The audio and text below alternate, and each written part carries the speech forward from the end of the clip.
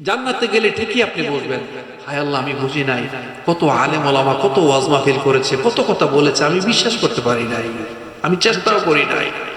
কতটা সময় আপনার চলে গিয়েছে, কতটা সময় নষ্ট হয়েছে আপনার, আপনি নিজে চেষ্টাও করেন না। দুইটা আমল যদি আপনাকে জান্নাতে, শুধু জান্নাতে না জান্নাতের সর্বোচ্চ জায়গায় নিয়ে যাবে, ওই দুইটা আমল জানার দরকার আছে না ভাই? আমল করার দরকার আছে না? ছোট্ট আমল, আমলটা ছোট্ট। একটা হচ্ছে তাকওয়াল্লাহ, আর একটা হচ্ছে হুসনুল খুলুক। একটা হচ্ছে তাকওয়া, আর একটা হচ্ছে উত্তম আচরণ। কি বলেছি বলেন?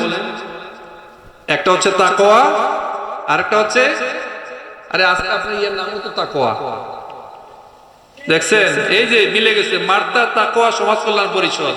তার মানে একটা হচ্ছে তাকওয়া, তাকওয়াল্লাহ, আর একটা হচ্ছে হুসনুল খুলুক, উত্তম আচরণ। তাকওয়া কি এক কথায় বলে ফেলি, ইন্না আকরামাকুম ইনদাল্লাহি আতকাকুম। আপনি কোন বংশের, কোন ফ্যামিলির, কত টাকা পয়সার মালিক, it doesn't make any sense. Sense হচ্ছে আপনি আল্লাহ সম্পর্কে সচেতন কিনা, আল্লাহ আমাকে দেখছেন, আল্লাহ আমাকে শুনছেন। রোজার প্রাইম অবজেক্টিভ কি জানেন? রোজার মূল যে উদ্দেশ্য, মূল উদ্দেশ্য হচ্ছে আল্লাহ আমাকে দেখছেন। আল্লাহ আমাকে যে দেখছেন, Allah is watching me, Allah is observing me. ইয়া আইয়ুহাল্লাযীনা আমানু কুতিবা আলাইকুমুস সিয়াম কামা কুতিবা আলাল্লাযীনা মিন ক্বাবলিকুম লাআল্লাকুম তাত্তাকুন। রোজা তো অনেক আগে ফরজ হয়েছে, অনেক আগের দিনের পূর্ববর্তী গণের উপর যেমন ফরজ ছিল, আমাদের উপরও ফরজ। তবে আগে ছিল কথা বলা যাবে না, মৌনতার রোজা। কি? মৌনতার আমল, কোনো কথা বলা যাবে না। আর আমরা এখন সুযোগ পেয়ে কথার নাম লতা, কথার পিঠে কথা, যা ইচ্ছা তাই বলি, গীবত শিকায়েত ইচ্ছা মতন।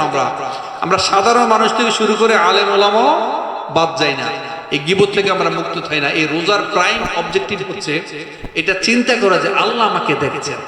আপনি যেই কাজটাই করেন যদি ফিল করতে পারেন, আচ্ছা আল্লাহ তো দেখছেন, এটা কি আল্লাহ খুশি হবে না রাগ করবেন, এইটা যদি আপনার মাথার মধ্যে আসে, অন্তরে আসে, তাইলে বুঝতে হবে আপনি তাকওয়াবান। উত্তর পেয়েছেন? আর হচ্ছে হুসনুল খুলুক, সুন্দর আচরণ। সুন্দর আচরণে শুধু একটা হাদিস শোনাই। আপনি নবী মুহাম্মদ সাল্লাল্লাহু আলাইহি সাল্লাম বলেছেন, একটু পরে মুনাজাত দেব, আর 5 মিনিট বসা যাবে না, জাস্ট একটু পরে মুনাজাত দেব। নবী মুহাম্মদ সাল্লাল্লাহু আলাইহি সাল্লাম বলেছেন, আপনি হকের উপর আছেন, আপনি হকের উপর আছেন, এইটা জেনে যখন তর্ক পরিহার করবেন, আপনি হকের উপর আছেন এইটা জেনে যখন তর্ক পরিহার করবেন, রাসূল সাল্লাল্লাহু আলাইহি সাল্লাম বলেছেন, জান্নাতের একটি আঙ্গিনায়, জান্নাতের আঙ্গিনায় আপনার জন্য বিশাল বড় একটা বাড়ি নির্মাণ করা হবে। সুবহানাল্লাহ। তো আসতে বললেন। আরেকটা হচ্ছে এই ধরনের সমাবেশে ধরেন আমি আপনাদেরকে হাসাচ্ছি, এই হাসানোর ক্ষেত্রে যদি মিথ্যা পরিহার করা হয়, কেউ যখন হাসায় সে মিথ্যা কথা বলা লাগবে না? মিথ্যা কথা বলেই তো হাসাতে হয় নাকি ভাই? মিথ্যা কথা বলেই মানুষকে হাসানো হয়। এই মিথ্যা কথা বলে যখন মানুষকে হাসায় না, মিথ্যা পরিহার করে, just you are kidding, you are making a jokes, আপনি মানুষকে হাসাচ্ছেন কিন্তু মিথ্যা পরিহার করছেন। নবী মুহাম্মদ সাল্লাল্লাহু আলাইহি সাল্লাম বলেছেন, আল্লাহ সুবহানাহু ওয়া তাআলা গ্যারান্টি দিয়েছেন, নিশ্চয়তা প্রদান করেছেন, জান্নাতের মাঝখানে আপনাকে একটা বিশাল বড় বাড়ি নির্মাণ করে দিবেন।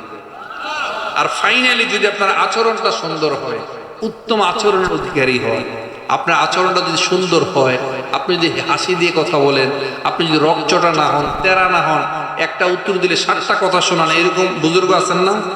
আছেন। কিন্তু দেখবেন সকালবেলায় বাড়িতে গেছেন, বউ যদি একটা কথা 3টা কয়, আপনি একদম মারছেন, এরকম জল্লাদও আছেন। আছেন কি না?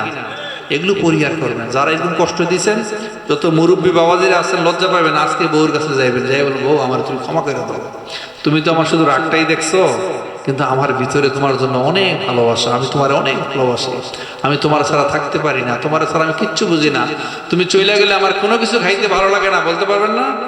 যদি বলেন আমি তোমারে ভালোবাসি, সারা জীবন তো বলেন নাই, দেখুন যে আপনিও লজ্জা পাইবেন, বউও খুব লজ্জা পাইবে, ইচ্ছা মতন তখন আপনার কথা শোনাবে। হ্যাঁ, তুমি আমার বাবাকে কথা শোনাইছো, মাকে গালাগালি করছো, এখন আসছো ক্ষমা চাওয়ার জন্য, আমাকে ভালোবাসো, এই সেই। বিশ্বাস করেন আপনি চলে আসবেন, সারাদিন সে মনের সুখে গুনগুন করে গান গাইবে, বিকালে যাবেন সেজে গুজে বসে থাকবে, আপনার জন্য ভালো খাবার তৈরি করবে। বউকে পটানোর জন্য শুধু এতটুকু যথেষ্ট। খালি পাকে বলেছিলাম যেন আল্লাহ আমাদের জীবনের সমস্ত গুনাহ মাফ করে দেয়, এমন একটা সূত্র শিখিয়ে দেব। কয়েকবার ইস্তেগফার করেন, আস্তাগফিরুল্লাহাল্লাযী লা ইলাহা ইল্লা হুয়া, আস্তাগফিরুল্লাহ, আল্লাহুম্মা সাল্লি ওয়া সাল্লিম আলা নাবিয়িনা আল্লাহ তাআলা কালামুল্লাহ মাজিদে বলেছেন, ইয়া আইয়ুহাল্লাযীনা আমানু তুবু ইলাল্লাহি তাওবাতান নাসুহা। তাওবার মতো যদি তাওবা করতে পারেন তাহলে আল্লাহ সুবহানাহু ওয়া তাআলা আপনাকে ক্ষমা করবেন। আপনাদের পাপ নাই কার কার হাত উঠান দেখি, কে কে পাপ করেন? প্রত্যেকটা লোক পাপী আমরা, ঠিক কি না? আমরা সবাই পাপী, আপন পাপের বাটখারা দিয়ে অন্যের পাপকে মাপি। উই অল আর গ্রেট সিনার, আমরা সবচেয়ে পাপী, পাপীর ঘরের পাপী, ঠিক কি না বলেন? আল্লাহ সুবহানাহু ওয়া তাআলা বসে আছেন, রাত কিন্তু মাঝ হয়ে গেছে, মাঝ বরাবর হয়ে যাচ্ছে। আল্লাহ তাআলা ডাকছেন, উদউনি আস্তাজিব লাকুম গাফিরিয যামবি ওয়া ক্বাবিলিত তাওব আলা মিন মুস্তাগফিরিন ফাগফিরুলাহ। আল্লাহ ডাকছেন, ফাযকুরুনি আযকুরকুম ওয়াশকুরুলি ওয়ালা তাকফুরুন। আপনি যদি আল্লাহকে স্মরণ করেন, আল্লাহ আপনাকে স্মরণ করবেন। আপনি যদি আল্লাহকে ডাকেন, আল্লাহ আপনার ডাকে সাড়া দিবেন। আল্লাহ আপনাকে ডাকছেন, কার কি প্রয়োজন আমার কাছে চাও। আপনি তো সময় নেই, আপনার ব্যস্ত মানুষ, আপনি বুঝছেন না। এখানে এমন একটা লোক আছেন যে মারা যাবেন না, মারা যাওয়া লাগবে। কি ভাই, ভাই মারা যাওয়া লাগবে? কি বলে? ফেরাউন হইলে মনে মারা যাওয়া লাগবে না? হাজার হাজার মানুষের হত্যা করে পালাই গেলে মনে মারা যাওয়া লাগবে না? লাগবে কিনা? নমরুদ মারা গেছে কিনা? ফেরাউন গেছে না? আপনারও যাওয়া লাগবে। এরপরে এত বড় বড় কথা অন্যায় করার পর ভাই আমার খুব লজ্জা লাগে। আমরা মানুষ হিসাবে এত অস্থির, এত অভদ্র কেন? আমরা অন্যায় করেছি, আপনার স্বীকার করতে দোষ কোথায়? আপনি শুধু বলেন আমাকে ক্ষমা করে দেন। এদের কোনো ক্ষমা নাই, আমাদের অনেক কর্মীদেরও ক্ষমা নাই, ঠিক কিনা বলেন? ক্ষমা চাইতেই পারে না, আমরা ক্ষমা করতেও পারি না, ক্ষমা চাইতেও পারি না। আপনার কাছে কেউ অন্যায় করছে, যাই বলি বাবা আমার মাফ করে দেন, দেখবেন যে আপনি মাফ করতে পারবেন না, না মাফ করবো না, ঠিক কিনা? অথচ first of all, if you want forgiveness from Allah সুবহানাহু ওয়া তাআলা, first of all you will have to forgive others. আপনি যদি ক্ষমা পেতে চান, this is the main strategy. First of all you will have to forgive others. আগে মানুষকে ক্ষমা করলে তবে আপনি ক্ষমা পাবেন। আল্লাহ সুবহানাহু ওয়া তাআলা বলেছেন, ওয়া ইন তা'ফু ওয়া তাসফাহু ওয়া তাগফিরু ফাইন্নাল্লাহা গফুরুর রহিম। যদি তুমি ক্ষমাশীল হও, যদি তুমি সহনশীল হও, কথাটা কে বলেছেন? আল্লাহ আপনাকে বলছেন, যদি তুমি ক্ষমাশীল হও, যদি তুমি সহনশীল হও, তাহলে জেনে রেখো তবেই আমি হব ক্ষমাশীল।